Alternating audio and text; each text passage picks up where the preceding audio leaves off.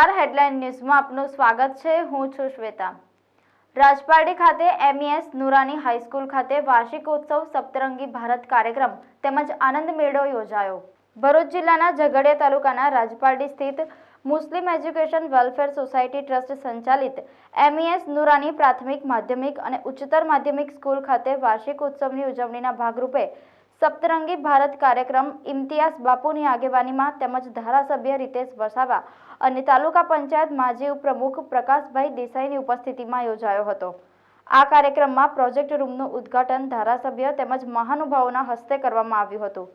સાથે મન કી બાત કાર્યક્રમ નિહાળી શાળાના બાળકો દ્વારા રંગારંગ કાર્યક્રમો યોજાયા હતા। સાથે સીવણ ક્લાસમાં ઉત્તીર્ણ થયેલા વિદ્યાર્થીઓને સિલાઈ મશીન આપવામાં આવ્યા હતા।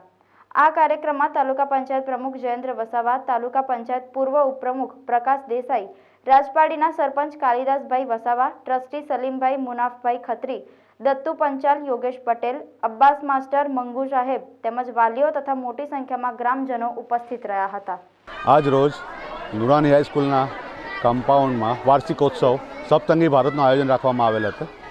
તે અંતર્ગત ધારાસભ્ય શ્રી તાલુકા રીતેશભાઈ વસાવા સાહેબ, તાલુકા પંચાયત પ્રમુખ જયેન્દ્રભાઈ, તાલુકા માજી ઉપપ્રમુખ પ્રકાશભાઈ દેસાઈ ને બીજા ઘણી હસ્તીઓ હાજર રહી આ કાર્યક્રમની શોભા વધારી હતી। આ કાર્યક્રમ અંતર્ગત નરેન્દ્ર મોદી સરકારશ્રીની યોજના આત્મનિર્ભર ભારત તહેત સીવણ ક્લાસના જે બાળકો ઉત્તીર્ણ થયા હતા તેમને સર્ટિફિકેટ અને સિલાઈ મશીન એનાયત કરવામાં આવેલા છે।